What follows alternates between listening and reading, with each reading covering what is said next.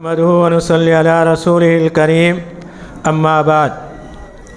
محترم سامعین، خواتین اسلام، آج کی تلاوت میں 19واں پارہ وقال الذین مکمل ہوا، جس میں سورہ فرقان کی 50 پر 7 آیتیں، سورہ الشعراء کی 240 پر 7 آیتیں، سورہ نمل کی 50 پر 9 آیتیں، مکمل 340 پر 3 آیتوں کی تلاوت ہوئی۔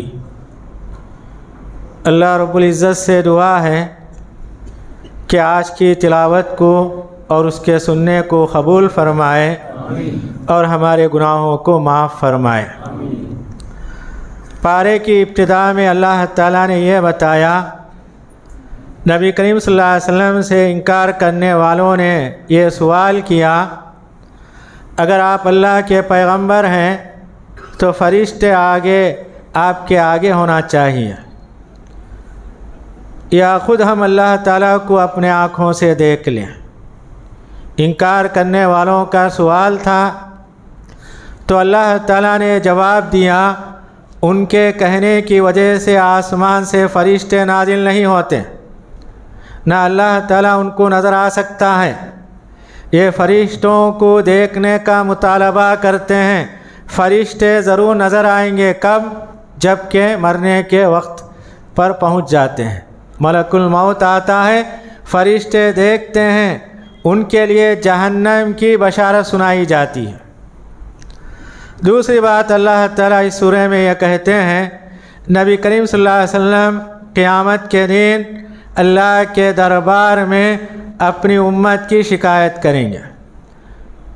یہی شکایت ہوگی، یہی نبی کریم صلی اللہ علیہ وسلم کا بڑا اللہ کے نزدیک مدعا ہوگا۔ نبی کریم صلی اللہ علیہ وسلم کیا شکایت کرتے ہیں؟ اللہ تعالیٰ سے یہ کہیں گے، اے میرے رب، میری قوم کیا ہے قرآن کو چھوڑ دی۔ علامہ ابن تیمیہ علیہ الرحمہ کہتے ہیں، قرآن کو چھوڑنے کا مطلب یہ ہے قرآن پر ایمان نہیں لانا، اس کی تلاوت نہیں کرنا، قرآن کو نہیں سننا، اس میں سمجھنے کی کوشش نہیں کرنا، نصیحت حاصل کرنے کی کوشش نہیں کرنا، اس کی تبلیغ نہیں کرنا، یہی قرآن کا چھوڑنا ہے۔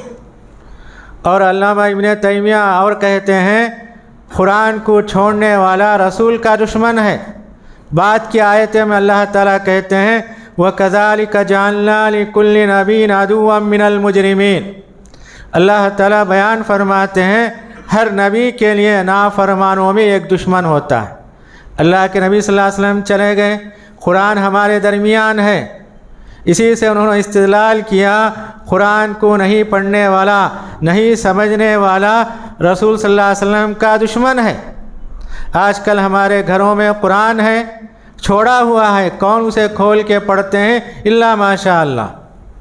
تو نبی کریم صلی اللہ علیہ وسلم قیامت کے دن اپنی امت کی اسی بات کو رکھ کر اللہ کے سامنے شکایت کرتے ہیں۔ پھر اللہ تعالیٰ اس صورت کے اندر یہ کہتے ہیں، روزانہ اللہ تعالیٰ ہمیں رات میں نیند دیتے ہیں، دن میں بیدار کرتے ہیں۔ یہ اشارہ ہمیں بتاتا ہے، جو ذات تھوڑی دیر کے لیے ہمیں موت دیتی ہے، تھوڑی دیر کے لیے ہمیں بیدار کرتی ہے، کیا ہمیشہ مرنے کے بعد دوبارہ اللہ تعالیٰ زندہ نہیں کر سکتے ہیں؟ روزانہ ہم سوتے ہیں، بیدار ہوتے ہیں، کیا اللہ تعالیٰ ہمیں قبر میں لے جا کے دوبارہ ہمیں پیدا نہیں کر سکتے ہیں؟ خود بخود اللہ تعالیٰ یہ تعلیم دیتے ہیں، سوچنے اور سمجھنے کی ضرورت ہے۔ اسی سورہ میں بتایا گیا، سمندر کے اندر کھارا اور میٹھا پانی ہوتا ہے، دونوں آپس میں نہیں ملتے، وَجَعَلَ بَيْنَهُمَا بَرْزَخًا۔ اللہ تعالیٰ کہتے ہیں دونوں کے درمیان پردہ ہے، میٹھا پانی کھارے پانی میں نہیں ملتا، نہ کھارا پانی میٹھے پانی میں ملتا ہے، بلکہ اللہ تعالیٰ ایک پردہ رکھا ہے، آڑ رکھا ہے، جو کسی کو نظر نہیں آتا۔ اور اللہ تعالیٰ کہتے ہیں انسان اپنی پیدائش پر غور کریں، کس سے پیدا ہوا؟ پانی کے خطرے سے پیدا ہوا، بڑا ہو کر انسان ہوتا ہے، پھر اس کی شادی ہوتی ہے، اس کا گھر آباد ہوتا ہے، اس کے بچے ہوتے ہیں، یہ کہاں سے آئی؟ تو اللہ تعالیٰ کہتے ہیں اپنی پیدائش پر غور کریں، پانی کے خطرے سے خاندان بنتا ہے، محلات بنتا ہے، رشتہ داری آپس میں قائم ہوتی ہیں تو اللہ تعالیٰ اسی پیدائش کی طرف ہمیں یاد دہانی کراتے ہیں۔ سورت کے آخر میں اللہ تعالیٰ نے اپنے نیک بندوں کے چند اوصاف سنائے ہیں۔ عباد الرحمن یعنی رحمان کے بندے، اللہ تعالیٰ نے رحمان کا وصف خاص کر دیا۔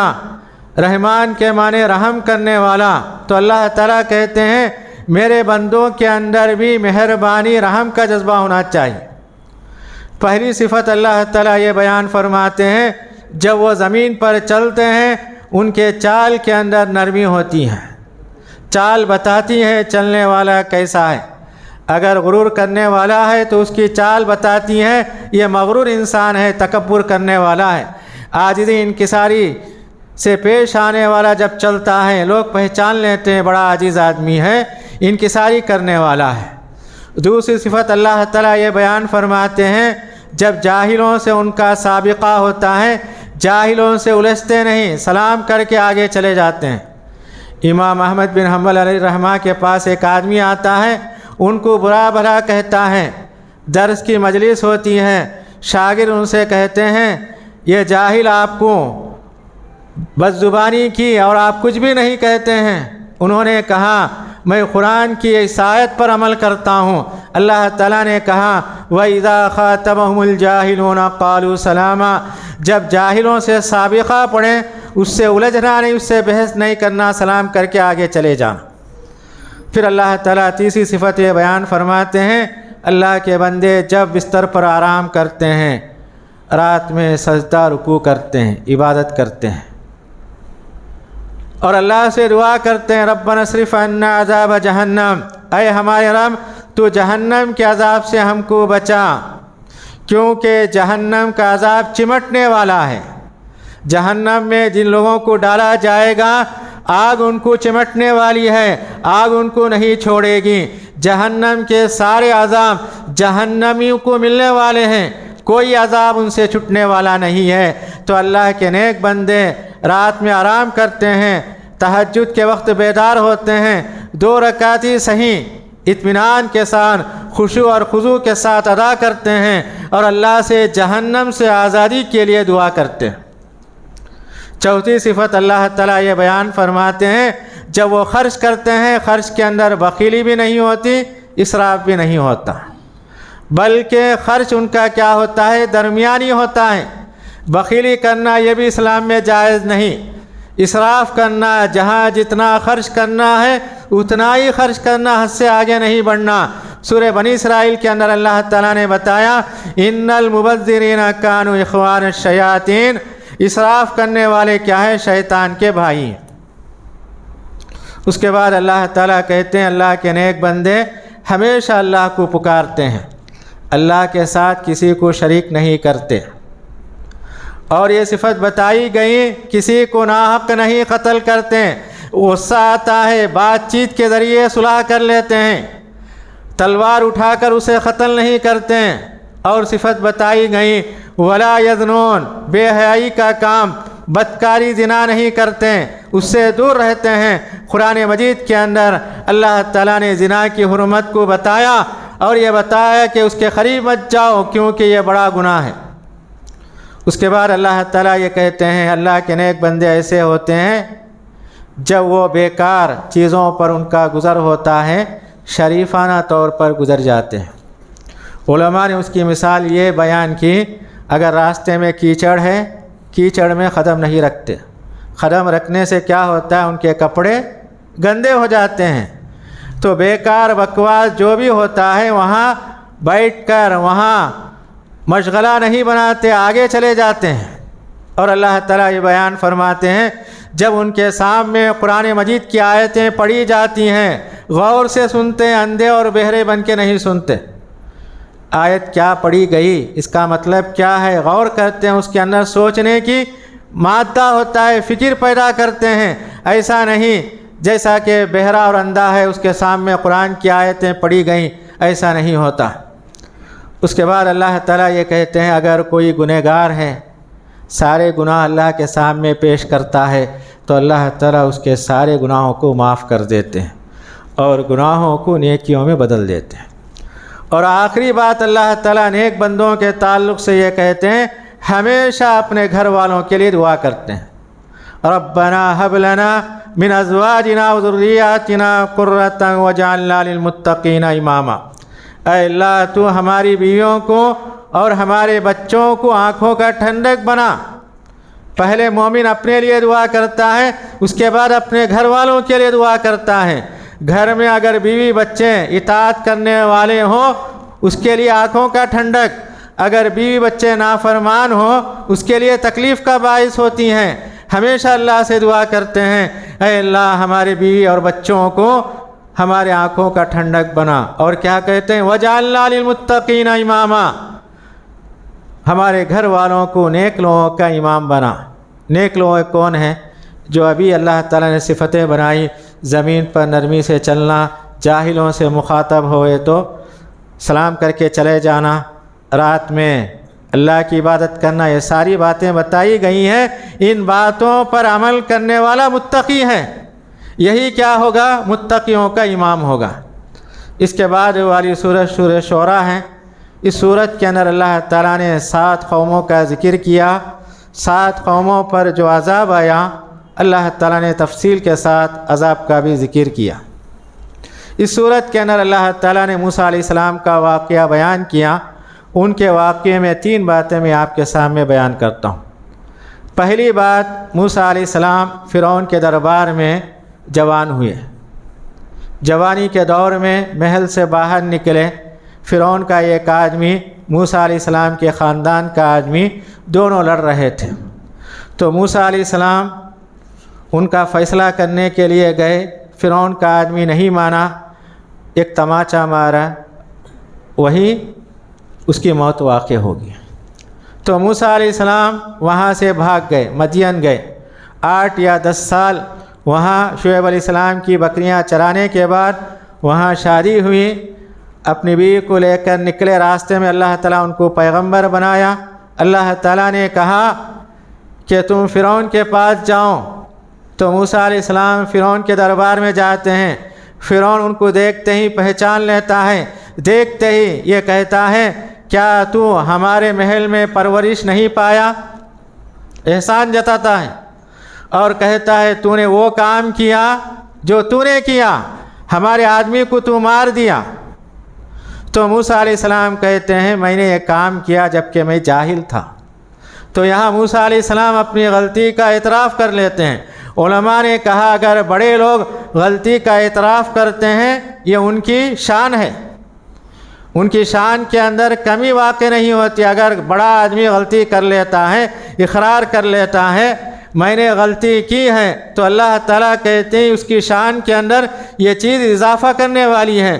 موسیٰ علیہ السلام فرعون کے دربار میں اقرار کرتے ہیں، میں نے تیرے آدمی کو قتل کیا جبکہ میں جاہل تھا، تجھ سے ڈر کر میں مدین چلا گیا۔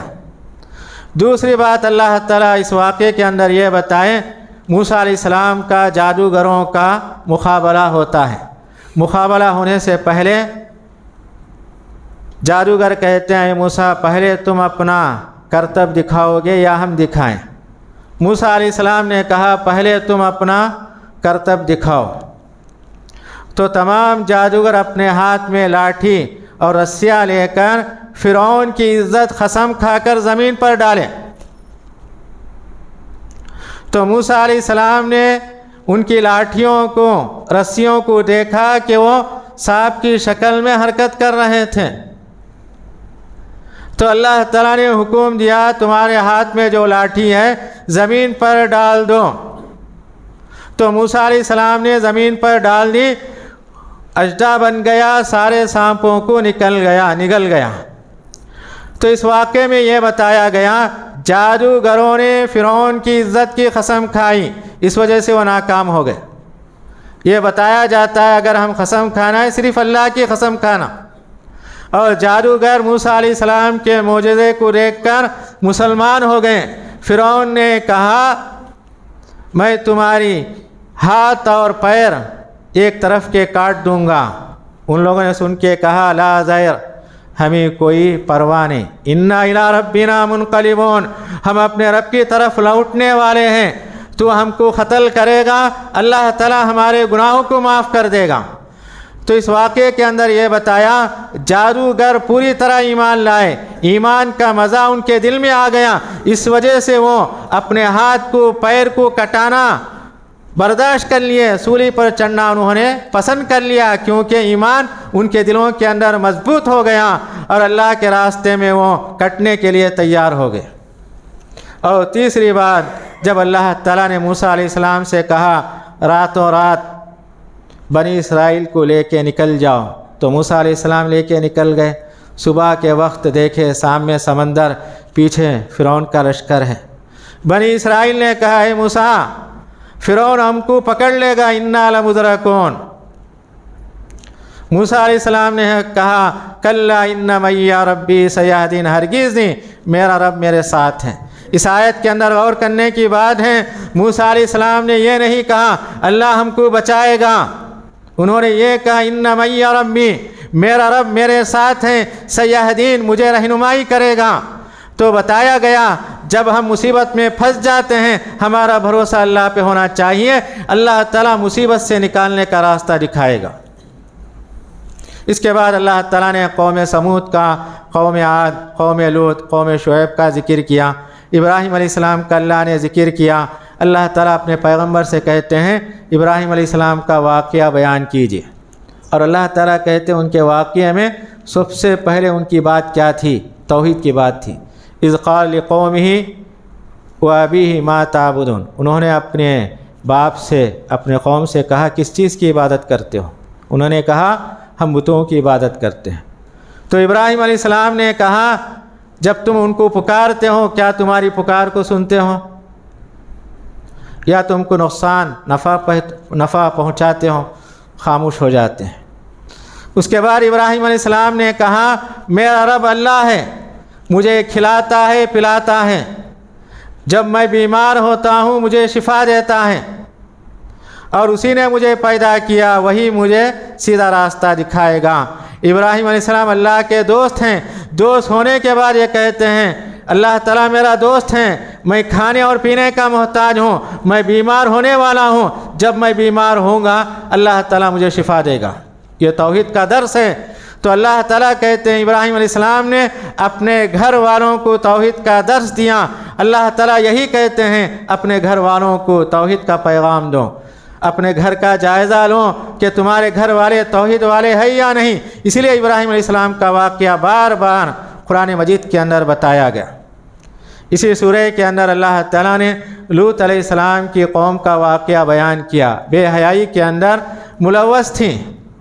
تو لوط علیہ السلام نے کہا یہ بے حیائی کا کام چھوڑ دو، وہ چھوڑنے کے لیے تیار نہیں تھے۔ لوط علیہ السلام نے کہا انی لعملکم من القالین، میں تمہارے عمل سے نفرت کرتا ہوں۔ علماء نے کہا اگر کسی جگہ برائی ہم کو نظر آتی ہے روکنے کی کوشش کرنا، اگر لوگ نہیں رکتے ہیں کم سے کم ہمارے دل کے اندر اس کی نفرت ہونا چاہیے۔ جیسا لوط علیہ السلام نے کہا تمہارے عمل سے میں کیا ہے نفرت کرتا ہوں۔ اسی سورہ کے اندر بتایا گیا نبی کریم صلی اللہ علیہ وسلم سے جب اللہ تعالیٰ کہتے ہیں وَأَنذِرْ عَشِيرَتَكَ الْأَقْرَبِينَ، آپ اپنے قریبی رشتہ داروں کو ڈراؤ، تو نبی کریم صلی اللہ علیہ وسلم اپنے خاندان کے ایک ایک فرد کو بلاتے ہیں اور کہتے ہیں جو کچھ عمل کرنا ہے دنیا میں عمل کر لو، قیامت کے دن میں تمہارے حق میں کچھ بھی کام نہیں آؤں گا۔ آخر میں نبی کریم صلی اللہ علیہ وسلم اپنی چہیتی بیٹی حضرت فاطمہ رضی اللہ تعالی عنہا کو بلاتے ہیں، سلینی ما شئت ما اغنی عنک من اللہ شیئا، دنیا میں میں تیرا باپ ہوں، جو کچھ مانگنا ہے مانگ لے، قیامت کے دن میں تیرے حق میں کچھ بھی کام نہیں آؤں گا۔ اس کے بعد والی سورۃ سورہ نمل کے معنی چونٹی، اس کے اندر چونٹی کا واقعہ ہے۔ یہ قرآن مجید کی ایسی صورت ہے اس کے اندر 2 بسم اللہ ہے، سورت کے ابتدا میں اور درمیان میں۔ اس صورت کے اندر اللہ تعالیٰ نے داؤد علیہ السلام، سلیمان علیہ السلام کا ذکر کیا۔ اللہ تعالیٰ دونوں کے بارے میں یہ کہتے ہیں ہم نے ان کو علم دیا، دنیا کی بہت ساری نعمتیں ان کو عطا کی۔ داؤد علیہ السلام کو اللہ تعالیٰ نے میٹھی زبان عطا کی، تورات پڑھتے ہیں، سارے پرندے پہاڑ ان کی آواز میں اپنی آواز ملاتے تھے، لوہا ان کے ہاتھ میں نرم کر دیا تھا۔ सुलेमान अलैहिस्सलाम को अल्लाह ताला ने जानवरों की बोलियां समझने का इल्म दिया था।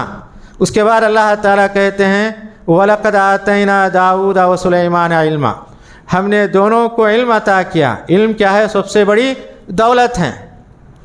अल्लाह ताला उन्हीं का जिक्र करते हुए कहते हैं सुलेमान अलैहिस्सलाम अपने लश्कर के साथ जा रहे थे। चूंटी अपने तमाम चूंटियों से कहती है अपने अपने बिलों में चले जाओ। सुलेमान अलैहिस्सलाम उनका लश्कर आ रहा। चूंटी अल्लाह की मखलूक है, ऐसी मखलूक है, छोटी मखलूक, ज़्यादा मेहनत करने वाली, उसका जिस्म छोटा, बड़ी चीज़ को उठाने की कोशिश करती है। ये फितरी बात है। कुरान मजीद के अंदर सूरह नहल के अंदर शहद की मक्खी का जिक्र किया गया। शहद की मक्खी की लीडर होती है, रानी होती है, जैसा वो कहते हैं सारे मक्खियाँ उसके पीछे जाते हैं। और चूंटी के बारे में ये बताया गया उसका राइड होता है, रास्ता दिखाने वाला। अगर किसी चूंटी को खाने का दाना मालूम होता है वहाँ जाती हैं और सारे चूंटियों को खबर देती हैं वहाँ खाने की चीज़ है। तो चूंटियों के अंदर भी तौहीद का दर्स मिलता है। जैसा कि नबी करीम सल्लल्लाहु अलैहि वसल्लम ने कहा अल्लाह के एक पैगंबर बारिश की नमाज के लिए निकले, रास्ते में उन्होंने देखा चूंटी उलटकर अपने दोनों पैर उठाकर अल्लाह से दुआ कर रही थी। अल्लाह के पैगंबर ने कहा चलो घर को वापस जाते हैं। चूंटी दुआ कर दी, उसके नतीजे में हमको बारिश होगी। चूंटियों को भी मालूम है अल्लाह की ज़ात है, दुआओं को सुनने वाला है, उलट कर पैर उठाकर अल्लाह से दुआ करते हैं। इसी सूरह के अंदर बताया गया हुदहुद एक परिंदा सुलेमान अलैहिस्सलाम के लश्कर से गायब हो गया। गायब होने के बाद वो दोबारा आता है, सुलेमान अलैहिस्सलाम से कहता है मैं आपको एक चीज़ का इल्म बताता हूँ जो आपको नहीं है। अल्लाह के पैगंबर है। परिंदा कहता है एक बात है आप नहीं जानते। सुलेमान अलैहिस्सलाम ने पूछा वो क्या बात है? उन्होंने बताया एक कौम है सूरज की इबादत करती हैं, उसकी रानी है, मलिका है। तो सुलेमान अलैहिस्सलाम ने वाक़े की तहक़ीक़ के लिए दोबारा ख़त लिख के उसके हाथ से भेजते हैं। ख़त के अंदर बिस्मिल्लाह से इब्तिदा होती है। इसी सूरत के अंदर यह बताया गया कि सुलेमान अलैहिस्सलाम ने अपने दरबार में कहा मलिका सबा जो है जिसका नाम बिल्किस है, उसके आने से पहले उसका अर्श कौन लेकर आएगा? एक मोटा ताज़ा जिन उठ के कहा मैं लेकर आऊँगा। आप तख़त से उठकर दोबारा बैठने हैं, इतने वक्त में मैं लेकर आऊँगा। सुलेमान अलैहिस्सलाम ने कहा यह ज़्यादा देर है। एक आदमी उठता है, इंसान जिसके पास इल्म होता है किताब का, वो कहता है पलक झपकते ही मैं आपके पास लेकर आऊँगा। तो इस सूरत के अंदर बताया गया इल्म की कितनी अहमियत है। ताकतवर आदमी अर्श को लाने में कुछ भी गड़बड़ कर सकता है, एहतियात के साथ नहीं ला सकता। जो इल्म वाला होगा तख़त को पूरे यानी इत्मीनान के साथ सही सालिम तख़त को लेकर आएगा। तो अल्लाह ताला ने इल्म का ज़िक्र किया और ये बताया सुलेमान अलैहिस्सलाम के दरबार में जिसको किताब का इल्म था बिल्किस का अर्श लेकर आया। जब अर्श उनके सामने आया उन्होंने कहा हाज़ा मिन फ़ज़्ल रब्बी, ये मेरे रब का फ़ज़ल है, इसके अंदर मेरा कमाल या किसी इंसान का कमाल नहीं है। इसी सूरत के अंदर बताया गया मलिके बिल्किस जब आती हैं उसके लिए शीश महल बनाया गया। जब उससे कहा गया इसके अंदर दाखिल हो जा, वो अपने कपड़े को उठा लेती हैं। तो सुलेमान अलैहिस्सलाम ने कहा इन्नहु सर्रुम मुवर्रदुम मिन क़वारी, ये शीश महल है, पत्थर से बनाया गया। उसी वक्त वो मुसलमान हो जाती हैं। अल्लाह ताला उन्हें दुनिया की सारी दौलत उनको अता की, अच्छे से अच्छे महल बनाए। तो अल्लाह ताला कहते दुनिया से फ़ायदा उठाते हुए दाऊद अलैहिस्सलाम सुलेमान अलैहिस्सलाम अल्लाह के शुक्रगुज़ार बंदे थे। ये तालीम दी जाती है कि हम भी दुनिया से फ़ायदा उठाएं मगर अल्लाह की नाफरमानी ना करें बल्कि अल्लाह के शुक्रगुज़ार बंदे बने। तो अगर आज के पारे के अंदर चंद अहम बातें मैंने आपके सामने पेश की जो हमारे ईमान के अंदर इजाफ़ा करने वाली हैं, अल्लाह ताला से दुआ है कि अल्लाह ताला हम तमाम को ईमान में इजाफ़ा करने की तौफ़ीक़ इनायत फ़रमाए। वस्सलामु अलैकुम व रहमतुल्लाहि व बरकातुहू।